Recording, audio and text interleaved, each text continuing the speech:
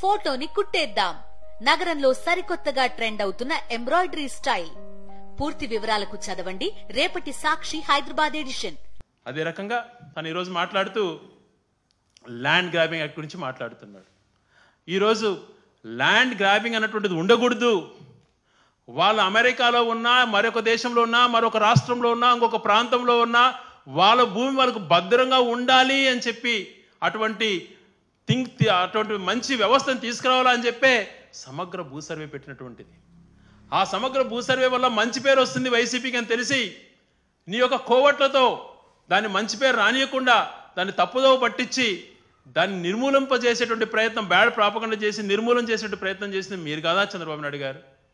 ఈరోజు మీకు అధికారం వచ్చిన తర్వాత మీరు లేని చట్టాన్ని రద్దు చేసినట్టుగా ప్రజెంట్ చేసుకుంటూ ఈరోజు మళ్ళీ కేంద్ర ప్రభుత్వం దానికి నిధులు ఇయ్యను అంటే లేదు, నేను కూడా సర్వే స్టార్ట్ చేస్తున్నాను, నేను ఇంకొక రకంగా నీతి మాటలు మాట్లాడుతున్నాం. ఎస్, జగన్మోహన్ రెడ్డి గారు ఆలోచన చాలా మంచిది. ఆ రోజు తను చేసినటువంటి ప్రయత్నం చరిత్రలో ఎప్పుడో బ్రిటిషర్స్ కాలంలో 100ల సంవత్సరంలో జరిగినటువంటి సర్వేలు సరిగా లేకుండా ఉన్నాయి. హద్దులు ఫిక్స్ కాక చాలా గొడవలలో ఉన్నారు. దీనికి శాశ్వతంగా పరిష్కారం ఉండాలని చెప్పి సమగ్ర భూ సర్వే ఏర్పాటు చేసి ప్రతి ఒక్కరికి కూడా ఎవరికి నష్టం జరగకూడదు, పేదవాళ్ళకు కూడా మంచి జరగాలి అని చెప్పి అనేకమైనటువంటి ల్యాండ్కి సంబంధించిన సంస్కరణలు తీసుకొస్తే మంచి పేరు రాకూడదు అని చెప్పి నీ దొంగ ప్రయత్నాలతో తప్పుదోవ పట్టించి బురదజల్లేటువంటి ప్రయత్నం మాత్రమే చేశాడు చంద్రబాబు నాయుడు గారు. అది ఆయనకు కూడా తెలుసు. కానీ తన వ్యక్తిగతం కోసం అవతల వాళ్ళపైన ఏ నెపమైనా నెట్టడానికి సిద్ధపడేటువంటి చంద్రబాబు నాయుడు గారు ఒకటే ఆలోచన చేసుకోవాలి, ఇటువంటి దొంగ ఆలోచనలు మానుకో. చేసే ఏ కార్యక్రమం చేపట్టినా జగన్మోహన్ గారు మంచి చేయాలని చెప్పే. ఆ రోజు అవినీతికి తెర ఉండకూడదు, ఏ పని చేసినా మంచిగా ప్రజలకు మంచిగా ఉండాలి అని చెప్పి మొబిలైజేషన్ అడ్వాన్స్ కాకుండా పని చేసినాక బిల్లులు ఇవ్వాలని చెప్తే ఈరోజు దాన్ని తీసేసావు. అవినీతిని ఈజీ చేసుకోవడానికి ప్రయత్నం భాగం కాదా? మరి 100 కోట్ల పని దాడితే జ్యుడిషియల్ సిట్టింగ్ జడ్జి ఎంక్వైరీ చేసి జ్యుడిషియల్ రివ్యూ జరిగిన తర్వాత ఆమోదించాలన్నటువంటి దాన్ని రద్దు చేసి ఏదో మళ్ళీ అది కూడా వైసీపీ పైన ఏదో నెపం నెట్టేదానికి ప్రయత్నం చేస్తున్నాం. మంచి పనులు చేసినప్పుడు మంచి అను చంద్రబాబు నాయుడు గారు, అంత ద్వేషం ఉండకూడదు. ప్రజా జీవితంలో సుదీర్ఘంగా ఉన్నాను అని అంటావు. ప్రజా జీవితంలో సుదీర్ఘంగా ఉన్న వాళ్ళు, ప్రజా జీవితం పైన అంకితమైనటువంటి వాళ్ళు, ప్రజా సేవ చేయాలనుకున్నటువంటి వాళ్ళకు మంచితనం కూడా ఉండాలి. మంచిని మంచి అనాలి, చెడుని చెడు అనాలి. అలా కాకుండా పోలవరం ప్రాజెక్టు తను 95 నుంచి 2005 వరకు ముఖ్యమంత్రిగా ఉన్నది మర్చిపోయాను. 2004 వరకు పోలవరం ప్రాజెక్ట్ అంతా నేనే చేశాను, అనుమతులు నేనే తెచ్చాను అంటాడు. దానికి సంబంధించి నిన్న ఒక పెద్ద మనిషి కూడా ఎవరో ట్వీట్ చూశాను ఎక్కడో, దాంట్లో దాదాపుగా 90% అనుమతులు రాజశేఖర్ గారి పీరియడ్లో వచ్చినవి. ఫైల్ క్లియరెన్సెస్, ఎన్విరాన్మెంటల్ క్లియరెన్స్ కానీ, సైట్ క్లియరెన్స్ కానీ, డిజైన్స్ కానీ అన్నీ రాజశేఖర్ గారి పీరియడ్లో అయినాయి. ఆయన దానికి ఒక రూపకల్పన చేసి ఈరోజు లెఫ్ట్ కెనాల్, రైట్ కెనాల్ చేసి ప్రాజెక్ట్ని స్టార్ట్ చేసి దాదాపుగా ఒక మంచి స్టేజ్కి తీసుకొచ్చిన వ్యక్తి రాజశేఖర రెడ్డి గారు. తెలుగు ప్రజలు ఉన్నంత వరకు, తెలుగు భాష ఉన్నంత వరకు రాజశేఖర్ పేరు తలుచుకుంటారు. ఆయన చేసినటువంటి మంచి కార్యక్రమాలు రాయలసీమ ప్రాంతానికి కానీ, గోదావరి జిల్లా ఏ ప్రాంతానికైనా కూడా ఆయన చేస్తే ఆయన దాన్ని అనేకంగా తప్పులు పట్టించాడంటే ఈయన బాగా చేశాడు అని అంట. నిన్న మా గౌరవ పార్టీ అధ్యక్షుడు జగన్మోహన్ గారు సుదీర్ఘంగా చెప్పారు, నదిని డైవర్ట్ చేసే టైంలో అక్కడ ఏదైతే డయాఫ్రామ్ వాళ్ళు కట్టాలో ఆ కట్టేటప్పుడు ముందు కాఫర్ డ్యామ్ కంప్లీట్ చేయాలనే ఆలోచన తను మానుకొని దాని ప్రోటోకాల్ పాటించకుండా కాఫర్ డ్యామ్ కంప్లీట్ కాకముందే డయాఫ్రామ్ వాళ్ళు కంప్లీట్ చేసి వచ్చిన వరదను కంట్రోల్ చేయలేక ఆ డయాఫ్రామ్ వాళ్ళు కూడా కుదించుకుపోయి తన వల్ల నష్టం జరిగితే తన వల్ల ఈరోజు ప్రాజెక్టు డిలే కావడానికి తను కారకులు. దాన్ని అంగీకరించకుండా మళ్ళీ ఇంకొకరిపైన బురద చల్లేటువంటి ప్రయత్నం. ఏ అంశం తీసుకున్నా ఇలాంటివే. ఇంకా తన పాత పద్ధతులు మానుకోలేదు. ఎయిడ్స్ నేనే నిర్మూలించిన, ఎయిడ్స్ నేనే కనిపెట్టా, ఇంకా అట్లా మానుకోవడంలే. ఇక్కడ ఎంతమందినైనా పిల్లలను పుట్టించుకోండి, స్వతంత్రం వచ్చిన తర్వాత దాన్ని ఒక నీట్గా ఆర్గనైజ్ చేసి దాని అవేర్నెస్ క్రియేట్ చేయడం కోసం కేంద్ర రాష్ట్ర ప్రభుత్వాలు ఉన్నటువంటి మనుషులు ఎంతో వేల కోట్లు ఖర్చు పెట్టి జనాభా నియంత్రణ అటువంటిది చేపడితే ఈరోజు శాస్త్రీయతంగా ఏమి చెప్పకుండా ఏదో జపాన్ అనేటువంటిది ఇంకొక దేశాన్ని ఏదో ఆదర్శంగా తీసుకోవాలి, పిల్లలు పుట్టించుకోండి అని మాట్లాడేస్తాం. మేమేం దాంట్లో తప్పో ఒప్పో చెప్పాలి, కరెక్ట్గా ప్రజలు కమ్యూనికేట్ చేయాలి. స్వతంత్రం వచ్చినాక 70 సంవత్సరాలు కుటుంబ నియంత్రణ గురించి ప్రతి ఏ వీధిని చూసినా ఎక్కడ చూసినా పబ్లిసిటీ చేశారు, అవేర్నెస్ క్రియేట్ చేశారు. మరి నువ్వు దానిపైన ఏమీ ఆలోచన చేయకుండా, ఒక సైంటిఫిక్ కరెక్ట్గా ప్రాపర్ రీజన్ చెప్పకుండా జపాన్ పేరు చెప్పి ఇంకోటి చెప్పి మీరు పిల్లల్ని కనండి అంటాడు. అంటే ఈయన ఏమైనా దానికి ఏమైనా గ్యారంటీ అష్యూరెన్స్ ఇస్తాడా భవిష్యత్ తరాలకి? ఉన్నటువంటివి నాశనం చేసి మనుషులకు ఉన్న వాళ్ళను జీవితాలను పేదరికంలోకి నెడుతున్నటువంటి చంద్రబాబు నాయుడు గారు ఏదో ఎరగదీస్తానని మాట్లాడుతున్నాడు. జనాభా పెంచేయండి, పిల్లలను పుట్టించుకొని నేను చూసుకుంటాను అన్నట్టుగా. ఒక అవగాహన లేనటువంటి వ్యక్తి, తనంతకు తాను విజన్ ఉన్నటువంటి వ్యక్తి నేను చెప్పుకుంటూ ఇలాంటివి కించపరిచే విధంగా ప్రజలను గౌరవప్రదంగా కాకుండా అగౌరవప్రదంగా చేసేటువంటి ప్రయత్నాలు తను చేస్తున్నట్టుగా ఒక్కొక్కటిగా మనకు అర్థమవుతాం. ఈరోజు రాష్ట్ర శ్రేయస్సు గురించి ఆలోచన చేశారు జగన్మోహన్ రెడ్డి గారు.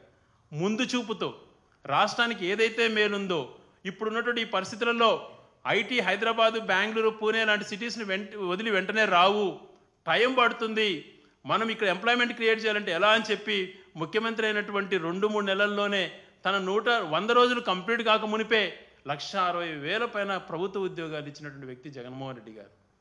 అదే రకంగా ఎన్నో ప్రాజెక్ట్స్ టేకప్ చేశారు.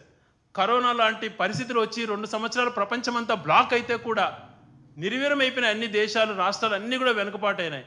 కానీ ఈరోజు భారతదేశంలో ఏ రాష్ట్రంలో తీసుకున్నా కూడా 2019 నుంచి 24లో ఏ రాష్ట్రమైన ఎగ్జాంపుల్ తీసుకోండి, దేంట్లో చూసుకున్నా కూడా గతంలో చంద్రబాబు నాయుడు గారు అన్ని మంచి జరిగినాయి 14 నుంచి 19 వరకు. ఆయన పీరియడ్లో కానీ దేశంలో మిగతా రాష్ట్రాలతో కంపేర్ చేసుకుంటే పర్ క్యాపిటల్ ఇన్కంలో కానీ, జిఎస్డిపిలో కానీ, స్పెండ్ చేసినటువంటి క్యాపిటల్ ఎక్స్పెండిచర్లో కానీ అన్ని రకాలుగా గణాంకాలు చూస్తే ఎక్కడ చూసినా మెరుగైనటువంటి పాలన జగన్మోహన్ రెడ్డి దాన్ని స్పష్టంగా కనపడుతూ ఉంది. మరి నువ్వు దాని గురించి చెప్పేటువంటి ధైర్యం చేస్తావా? చెయ్యవు.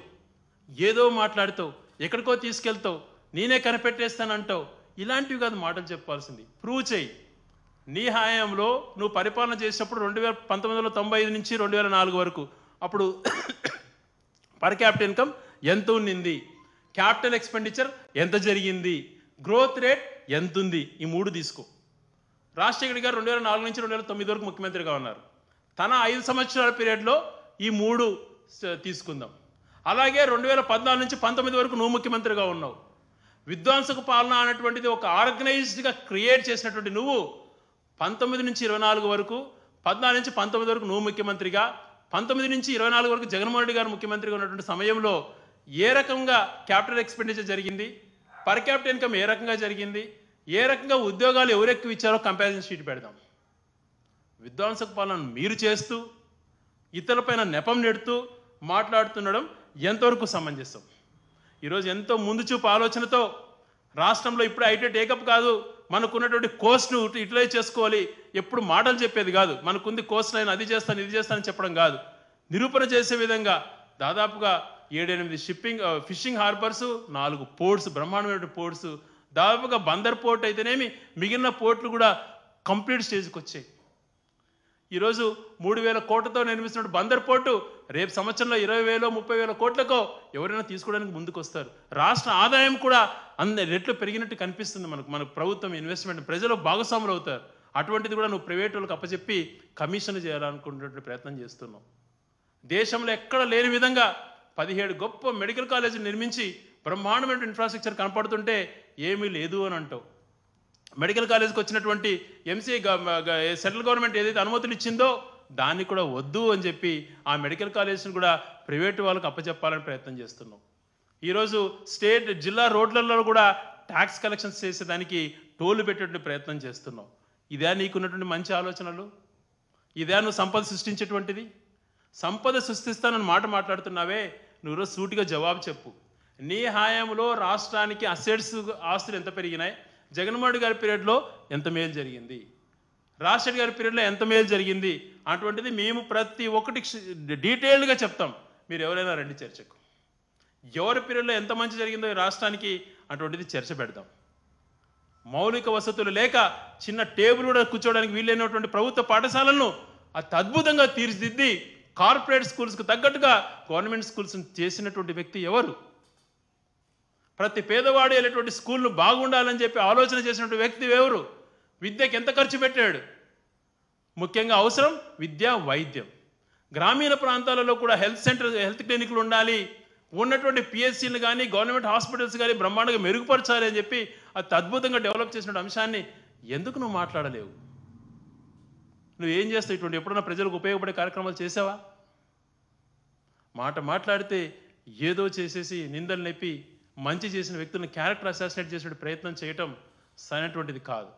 నిజంగా నువ్వు చిత్తశుద్ధి అయినటువంటి నాయకుడు అయితే నువ్వు చేసినటువంటి గొప్పతనం వల్ల నీకున్నటువంటి విజన్తో ఏమి రాష్ట్రానికి మేలు చేశావో మేము ప్రశ్నించే విధంగా రాష్ట్ర ఆస్తులు పెంచావా? రాష్ట్రంలో రైతాంగానికి ఏమైనా మేలు చేసావా? సామాన్య ప్రజలకు ఏమైనా మేలు చేసావా?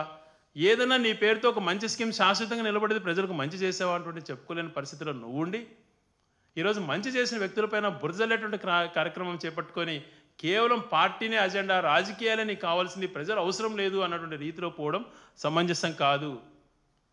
రాజకీయాలలో ఎదిగే కొద్దీ ఒదిగుండాలంటారు. నీ అనుభవం పెరుగుతుంది కానీ పెరుగుతున్న అనుభవాన్ని మంచి కోసం వినియోగించుకోవటం లేదు.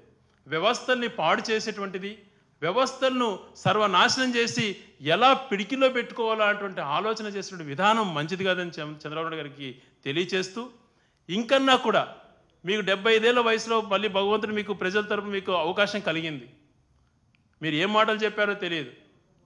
ఆ చెప్పిన మాటలు నిలబెట్టుకునే విధంగా హామీలు అమలు చేసి ఈ రాష్ట్రానికి మేలు జరిగేటువంటి ఆలోచనతో శాంతి భద్రతల విషయము అని అంటే అవతల పార్టీ వాళ్ళను బెదిరించి భయపెట్టించి చేయడం కాదు, ప్రజాస్వామ్యపరంగా ఉండే విధంగా ఆలోచన చేసి మంచి చేసిన విధానాలతో ముందుకు రావాలా అని చెప్పి నేను కోరుతూ, ఈ రాష్ట్రాన్ని అన్ని రంగాలలో అభివృద్ధి చేసే పరిస్థితులలో దేనికైనా కూడా సహకరించడానికి ఎప్పుడు ఈ రాష్ట్ర శ్రేయస్సే ధ్యేయంగా పనిచేసినట్టు మేమందరం కూడా మా పార్టీ కూడా సిద్ధంగా ఉంటుందని తెలియజేస్తూ, బురద జల్లే కార్యక్రమాలు మానుకొని మంచి ప్రయత్నాలు చేయాలా అని చెప్పి నిన్ను సవినయంగా కోరుకుంటున్నాను చంద్రబాబు నాయుడు గారు.